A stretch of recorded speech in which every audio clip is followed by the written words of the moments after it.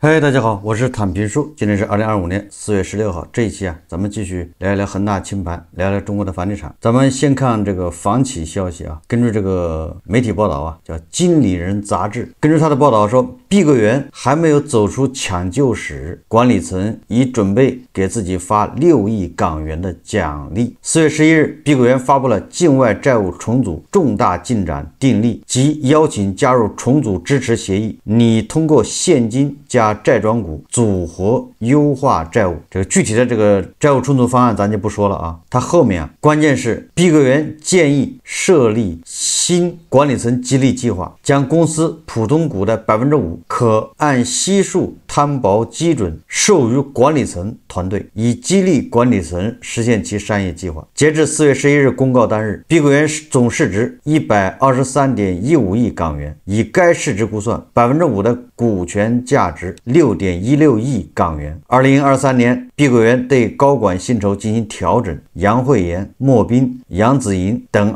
这降薪前的年薪分别为37万、300万、200万和37万元，降薪后统一调整为年薪12万元。此次股权激励相当于给管理层涨薪，也就是这个碧桂园目前债务重组还在推进过程中，碧桂园的这个保交楼还在推进之中，管理层先来一笔这个激励。这个怎么说呢就快要进棺材了，棺材里面挖出伸手还要一点这个碧桂园到今天这一步，难道跟他们管理层没关系吗？搞砸了他们不担责任，搞好了还有激励，这个确实让人匪夷所思我倒是觉得这个现在的这些民营企业还是要以许老板为借鉴要引以为戒。这许老板就是对吧，企业都不行了，还琢磨着怎么逃避债务，还搞离婚对吧，还转移财产，最后把自己整进去了，蹬缝纫机去了。这些民营企业这真是叫死到临头不自知对吧，搞了个大窟窿，不用担责任，搞好了有奖励。当然话也说回了对高管的激励也有必要，那个也得跟什么挂钩呢？对吧？你得把这个债务危机给解决了，保交楼解决完，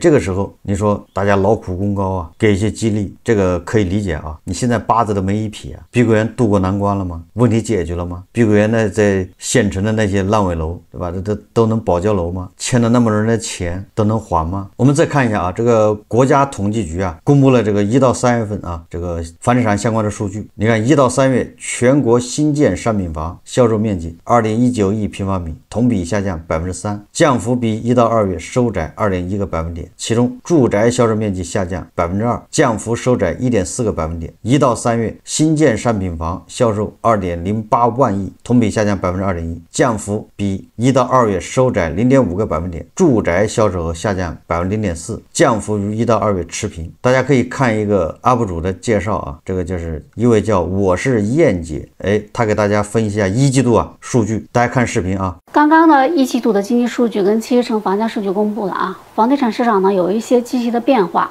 不过呢我认为关税战的影响不会小，房地产的政策呢还得赶紧跟上。7月城的房价数据显示呢市场在回暖，3月一线城市新房价格环比有涨有跌，上海涨 0.7% 最突出，深圳涨 0.1%， 北京广州分别跌 0.2% 和 0.1%。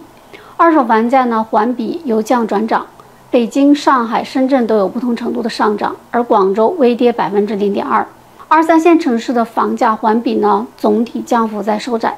广州整体表现是弱于其他1线城市的，这跟城市经济有关。那现在呢楼市的结构性分化也很大，有些新盘卖得不错，但是二手疲软。那除了房价数据之外呢，房企到位资金和房贷降幅双双收窄，市场的流动性在改善，再加上呢消费结构升级和城镇化的推进，好房子的需求还是有释放空间的。不过呢要我说关税战的负面影响不容小觑，它会导致出口企业的订单减少，人们收入预期降低，购房需求也会受到抑制。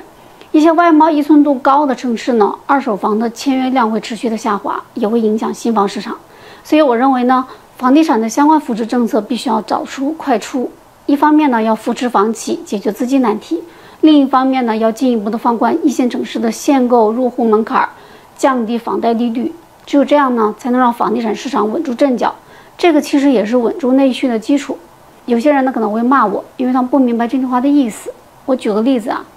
一个小企业的老板，他从银行是很难贷到钱的，房子一般是可以作为经营贷的抵押物。那如果抵押物缩水，不仅续贷难，机构呢也可能会抽贷，那对他们来说呢，流动性就会紧张，有可能会裁员关厂。而对普通中产来说也是一样，如果被裁员，加上房贷要还，那就更没有钱去消费啊。所以呢，这个基本盘一定要稳住。这个我是燕姐啊，这个 UP 主说啊，对吧？根据一季度数据啊，这个楼市啊还是存隐忧啊，也就是楼市不是那种高枕无忧，也不是什么止跌回稳，更不是什么止跌回升啊。我记得最近啊，有一些这个房地产的博主啊，拿着这个以前是咱们叫止跌回稳，现在好像有一次啊，哪个官媒改了叫止跌回升啊，非常兴奋呐，好像这改个字，这楼市的问题就解决了，这不典型的自欺欺人吗？你文件里改个字，楼市问题就解决了，这叫什么魔法是吗？全国70个大城市里面啊，这个3月份的房价上涨的，我说的二手房啊，北京是涨了 0.5%， 上海是涨了 0.4%， 杭州涨 1%， 这个宁波、成都、桂林、泸州涨 0.1%， 深圳涨 0.3%， 70个城市里面只有这9个城市二手房价格是上涨的，剩下的都是在下跌啊，对吧？这个媒体中介吹了这么长时间的楼市小阳春是这么个结果。那北京、杭州、上海、成都、深圳涨，还有宁波涨，这些大家也能理解，对吧？二手房啊，当然了，这个统计局啊，同时也很温馨的告诉大家，提醒大家，我们一季度全国居民人均可支配收入12179元，名义增长 5.5%， 扣除价格因素，实际增长 5.6%。就想问你啊，你有没有感受到，对吧？你那个人均可支配收入只涨了 5.6% 啊，所以说你好好把你存折啊，把你的工资卡看一看，是不是你自己是不是漏了什么？咱们这全国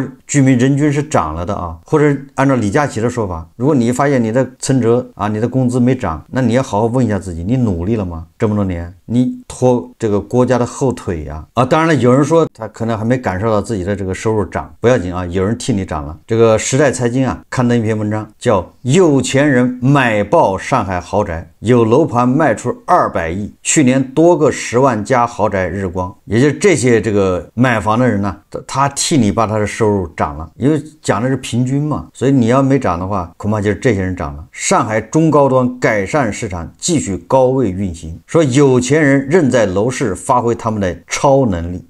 他说近日来自上海的中高端改善型项目海悦黄浦园总销售额突破200亿元。海悦黄浦园位于上海中心城区黄浦，销售单价介于10万元每平米至19万元每平米，房源总价跨度较大，最低1000多万元，最高则要过亿。主力户型是每套数千万元的豪宅产品，房源总价高企，却未能阻挡买家持续入场。2023年9月，海悦黄浦园首次开盘，短短8小时就卖出了64.8亿元。此后，强劲的购买力推动楼盘销售额一路走高。目前，海悦黄浦园成为上海市场为数不多销售额突破200亿元的楼盘之一。上海中高端改善市场表现亮眼。根据百庭豪宅，去年上海一共产生60个日光盘，含重复推盘项目，说均价超过10万元每平米以上的豪宅日光盘有32个，总价2000万元以上的二手豪宅成交套数更是创下10年最高。今年以来，上海中高端改善市场继续高位运行。仅就3月而言，市场已出现数个中高端热销盘，其中均价18.9万元每平米的嘉里金陵华庭，在开盘后3个小时内卖掉首批全部158套房源，100平就是2000万啊，200平就是4000万，这个158套房子3个小时卖完。该楼盘每套总价多数位于5000到8000万元之间，最贵的一套将近1.7亿元，项目合计实现销售金额92.34亿元。也就是这个房子啊，158套啊，大部分都是5000万到8000万之间，那都是什么人买走了呢？最贵的1.7亿一套也被卖掉了。也就是说，你感受不到你那个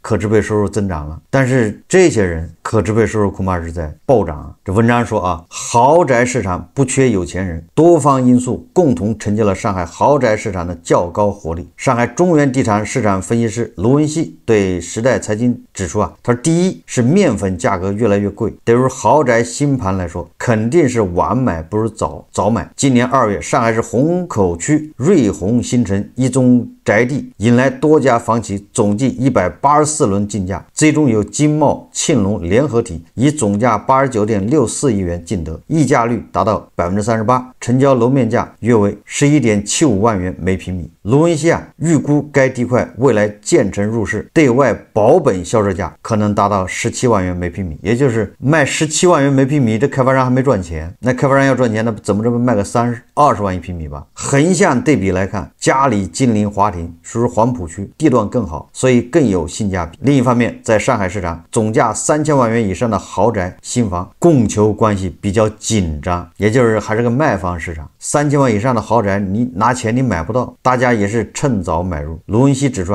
该价格段的豪宅类新房项目库存去化周期大概也就够卖几个月就卖完了，所以这个上海的核心地段的这个宅地拍卖非常火爆啊，都溢价往出卖啊，就是因为还有大量的有钱人5000万一套的房子都去抢购啊。长期来看，卢文熙认为上海市中心的房子相较其他投资产品，比如国债，具有更强的金融保值属性，这一部分功能现在也再次被放大。大家还记得吧？我3年前我是建议的吧，你存工行。有的人说我手上有1000万，我存工行，这银行保险不是50万吗？如果他存20家银行也挺麻烦的。大家还记得吧？我当时推荐你买北京、上海核心地段的房子，1000万嘛，你买小户型出租，应该有很多粉丝记得吧？但是还有很多人说，北京、上海的房子不值钱，买了会赔。你看看现在豪宅涨的稀缺资源了。当然了，你买它价格涨，等到你卖的时候它价格涨不涨，这个是两码事啊，这不一定。但是作为一个投资标的来说，你不能不服啊。这北京、上海这种核心地段的房子，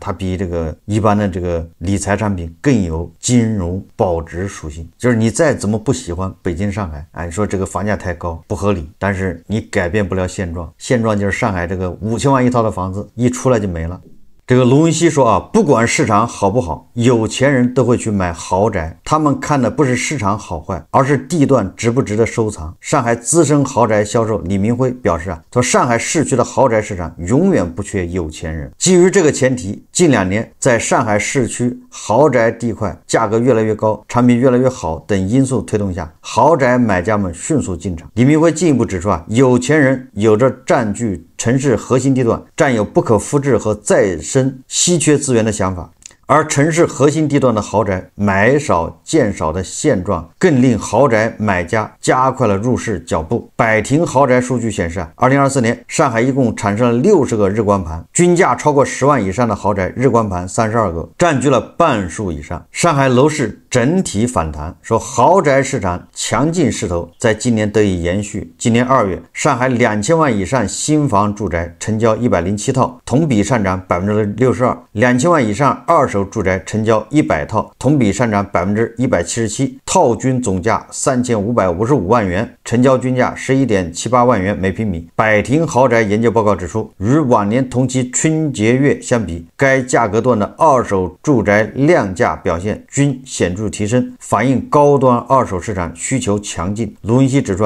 实际上总价1000万元以上的中高端改善市场同样表现活跃。据其观察，近期启动认购登记的斐云乐府取得不错的认购表现。你看总价1000万以上的也不错，这个都是我在3年前对吧我的观点了，对吧？现在这个北京、上海、杭州这个核心地段就这些豪宅改善型的价格的飙升也说明咱们判断还是对的。有很多人他不认可这一点，他总是反驳这个不能怪他，主要是怪他没有1000万。他有了1000万的恐怕这个考虑问题方式就不一样了。因为一旦你有了1000万现金，对你来说是个麻烦事，你不知道该怎么办。存工行，你存1000万搁工行，这也是个事。买理财你不敢，炒股更不敢，借给朋友那也是肉包子打狗，有去无回，对吧？搞实业那要赔钱，开餐馆不仅不赚钱还要负债，所以你看这1000万你干啥？所以搞来搞去，最后还是这个一线城市核心地段的房子稍微靠点谱。我刚才说了你买的时候它恐怕是值1000万，而且价格还在涨，但是真要到你出手要卖的时候，恐怕它不一定是1000万，可能900万。但你要把它卖掉的话，但是也可能变成1000万、1100万，这都有可能。核心地段你就不用担心租不出去他说这说明啊，中高端改善市场还是存在很大消费潜力，原因是很多人具有改善居住条件的意愿，而且越好的房子抗风险能力越强。对了，应该是越好的核心地段，因为那个是不可再生资源，稀缺型的，卖掉了就没了。据时代财经观察，近期包括豪宅项目在内的上海中高端改善市场取得亮眼表现。以均价14.3万元每平米的能建西岸逸府为例，项目3月28日开盘，一共推出312套房源，主力户型为100平米的3房和140平米的4房。最终该楼盘吸引了850余组客户参与认购，认购率高达270%，也就是这个还抽签呢，将近3个人才能买到一套。中高端改善项目活跃，带动了3月整体市场的反弹。上海中原地产数据显示，3月上海新建商品住宅成交面积68.3万平米，环比增加145%，是一季度成交最多的月份。上海二手住宅成交2.69万套，环比增加75%，同比增加45%，是2022年以来成交量最高的3月。这个时代财经报道的上海的豪宅啊，这个火热的现象，这个只能告诉我们什么呢？有钱人还是有很多的，对吧？这些巨富啊，而且这些豪宅的买家，他很多都是全款，当然也有贷款的啊，不在乎。有钱人越来越有钱，财富啊迅速的向少数人集中，就是现在啊，经济越不好，越会出现这种现象。所以你看啊，统计局也说了，我们人均可支配收入是增长了5.6%，但是你就是感受不到，你那个5.6%到底去哪儿了？你还是下降的也可能。那你那一块到哪儿去了呢？积少成多，去了富人那里，所以富人那个钱那个增速就更快。哎，这就是为什么你看北京、上海、深圳这些豪宅，对吧？根本不愁卖，日光。但是呢，那些给韭菜开发的刚需房，那就卖不掉了，也不能说卖不掉吧，那就想方设法的去忽悠，去降价或者去各种优惠政策。你看啊，你比如说吧，咱们都看媒体报道啊，这个叫《经理人》杂志报道啊，他说青岛拟向35岁以下青年推低月供房贷，什么意思呢？说青岛啊，拟推出青年群体低月供房贷金融产品，最长10年，仅归还利息，就是说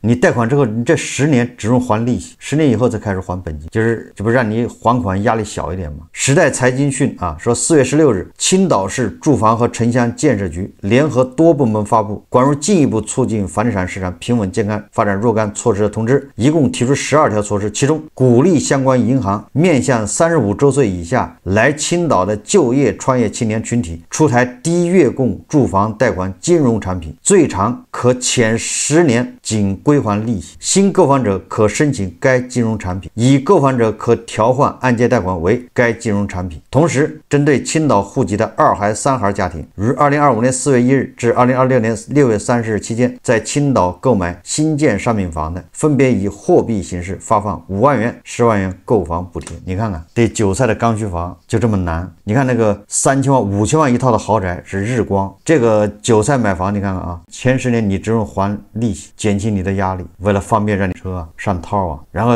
2孩、3孩给你5万、10万的补贴，就这个房子还是卖不动，这就说明什么问题呢？这说明这韭菜它的收入没涨嘛，那个5.6不知道谁拿走了。哎，如果韭菜收入涨了，它不至于的吧？我记得苏州也出过这个政策，就是你按揭贷款你可以还是前5年吧，就你还利息就完了。你看青岛也这么干。说来说去就是韭菜难。我们再看啊，这个深圳啊，有媒体报道啊说，深圳租房家长呼吁跳过房东知情书入学，官方已回应说，近日啊，在深圳市民啊在人民网领导留言板留言，建议入学申请取消房东知情同意书证明。该市民表示啊，自己在城中村租住，租客在办理入学手续时需要房东签名的学位使用知情书，但是城中村房东都要收取5000元到8000元不等的知情书签名费用。该市民认为自己已经有社保、居住证、居住登记证明，在深圳居住生活，建议取消同意书。这个确实啊，这明显不合理嘛。现在租房就能上学，对吧？人家只要能拿出社保，拿出这个工资流水，对吧？能证明我就在这儿上班，那孩子就应该在这儿上学，这个是国家政策啊。结果你非要凭空搞一个你必须有房东的证明啊，叫房东读叫什么学位使用知情书，你让房东签字，那房东就是要钱，反正你不给我钱，我不给你签，不给你签你就上不了学，这个显然不合理啊！你加重了家长的负担，人家签个字要8000，要1年签一回，那完了，上小学签，上初中还得签啊。所属区教育局回应称：1. 深圳义务教育学位安排实行免试就近入学、积分入学制度，有效的住房证明虽然不是入学必备条件，但是是教育部门就近入学安排学位的重要依据。第二个说，房屋产权人具有相关知情权利，租户在网上申请学位时，需提供学位申请房屋产权人知情书，但对其借机牟利的行为坚决反对。那问题是那你教育部门怎么处理这个事呢？对吧？你怎么防止这个事情？你一方面要房东签字，一方面又不允许房东要钱，你怎么约束嘛？房东我就是不签，你能强迫我吗？我不签，你那边就上不了学。你说这个教育部门，这不就是自己为难自己吗？这不是自己找的事吗？这啊。第二个呢，我想啊，那你租户在租这个房子的时候，那必须要跟房东谈好，对吧？我租这个房子，我就告诉他，小孩在这上学，这个你得签这个学位申请这个知情书，就是这一条写到租房合同里面。这种啊，尽量保障一下自己权利。也就是在中国做事，你不能太轴，你要是太轴啊，你吃亏，最后耽误的是你自己，对吧？因为很多人，比如在这儿租房，他就是奔着这个学校来的，对吧？这个大家都心知肚明啊。那既然奔着这个学校来，那你肯定在你的租房合同里面，或者你跟房东就要约定，对吧？到时候你要签这个学位使用知情书，你不能多收钱，我给你送一条烟吧。你有什么就已经算到这个房租里面了，因为既然是学区房的房租肯定贵啊，你不能到时候再收钱了。我不知道大家能不能理解这个啊？像这种一般的这种学区房的房租本来就高嘛，对吧？已经含在这里面了。我记得北京有的学区房，他那个房子5年还是6年只有1个学位或者2个学位，如果这个学位有人啊正在用着，然后你跑去把这房一租，你在这租了房你也上不了那个学校，因为他的学位被用了。所以还是这个学区房还是有问题啊。这就又回到我们的老话题，有好多刚需房，它是为什么叫刚需啊？他没办法，还在上学，有的人就说了，那上个随便学校都可以。问题是刚开始哪个家长愿意这么干呢？这毕竟孩子还没上呢，对不对？不知道他到底学习好还是不好。你要知道，同样是北京啊，那各个区之间的教育水平的差了，对吧？这叫天壤之别啊，差距非常大。但是竞争又是在一起竞争，对吧？同样一个区吧，那差别也很大，对吧？